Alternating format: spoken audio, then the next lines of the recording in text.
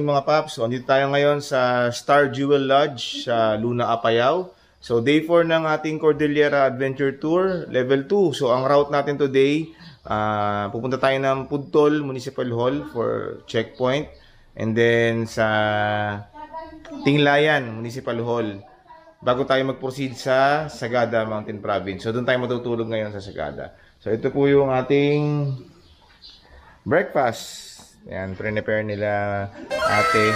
Scrambled egg, sardines, corned beef, tsaka kanin. Ayan. Okay mga paps, so magbe-breakfast po muna kami, no? Then mamaya gear up na. After kumain ng breakfast, so diretso na po kami biyahe para sa first checkpoint ng Cat Level 2 Day 4 natin sa Pudtol Municipal Hall. So medyo malapit-lapit lang naman to from Luna, Apayao. So yun, pumunta tayo sa Pudtol Municipal Hall. So ito po makikita nyo. So yan, picture kami dyan. Tapos after nyan, take off na kami. So ang next checkpoint natin dyan is Tinglayan Municipal Hall. So ito, medyo nagkaroon kami ng onting confusion sa ruta. Kasi dapat, ang unang plano, babalik kami sa Tabuk City, sa sentro. Kaso nga lang, napasunog tayo sa Google Maps. So, kumanan tayo sa papuntang Pinokpok or Balbalan. So, shortcut tayo. Pero, fortunately, meron namang kalsada ron na na parang bagong gawa. So, wala naman siya sa Google Map. So, nadaanan namin yon. So, sementado siya. So, lalabas na yun sa likod ng Tabuk City. So, hindi ka nadadaan ng sentro. So, yun. So, nabaybay namin yan. Tapos, checkpoint natin dun sa Tinglayan Municipal Hall. So, ginagawa yung Municipal Hall nila yun, no? Hindi pa siya tapos. So, yan, paakyat. So, ito, Tinglayan na po ito, nakikita nyo. So, checkpoint kami dyan. Picture-picture lang. Tapos, dyan na rin kami nananghalian sa may, Sleeping Beauty Restaurant. So yung restaurant na ito, tanaw niya yung yung Mountain Sleeping Beauty. So kaya siya tinawag na na Mountain Sleeping Beauty kasi para siyang korte ng babae na nakahiga.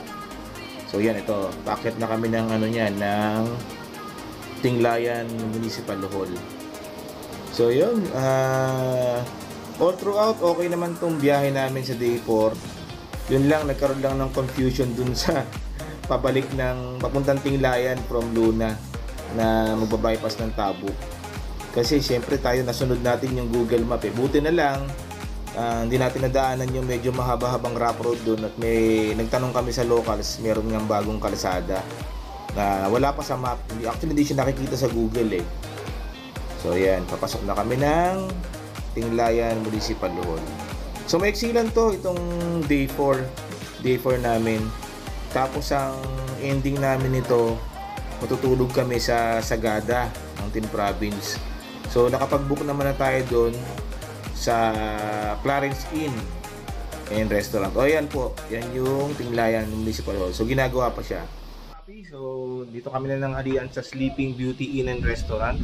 So Tinglayan Kalinga. So on the way na kami sa Sagada. So ayun yung yung Mountain Sleeping Beauty sa Tuktok. Ayan. Kita rito. Ayan. So 2 PM. So diretso na kami sa Sagada Clarence Inn. Okay, so after ng Tinglayan Municipal Hall, proceed na kami sa end of the day namin sa Sagada Mountain Province. So 8 time na po namin dito na nagpunta ng nakamotor. So natulog tayo sa Sagada Clarence Inn. Okay mga paps, balik po tayo mamaya. Salamat. Okay mga papi, so dito na kami ngayon sa Sagada. So dito kami naka-check-in sa Clarence Inn Hotel dito sa poblasyon. So hahanap lang kami ng ng parking ng kainan kasi magdi-dinner na. And si boss. Yep. Shoutout mo yung mga Shoutout sa mga indoor rider dyan, ha? Mr. K Best. Sa mga Sa mga conqueror ng Cordillera, shoutout sa inyo lahat. Ayan. Okay. Mag-walking tour muna kami. Hanap kami ng kakainan. Okay, so dito tayo ngayon sa Sagada Bistro Restaurant. So yan. The first time namin magda-dine dito. So ayan. Sige, mamaya pakita ko sa inyo. Pasok kami sa loob. Mga in-order natin. So ito, egg sandwich. Banana na ba ito? With cinnamon and honey. Parang gano'n. Ito, pa din. Sisig. Salted shrimp. Salted. Cabbage na. Okay, tapos pancit.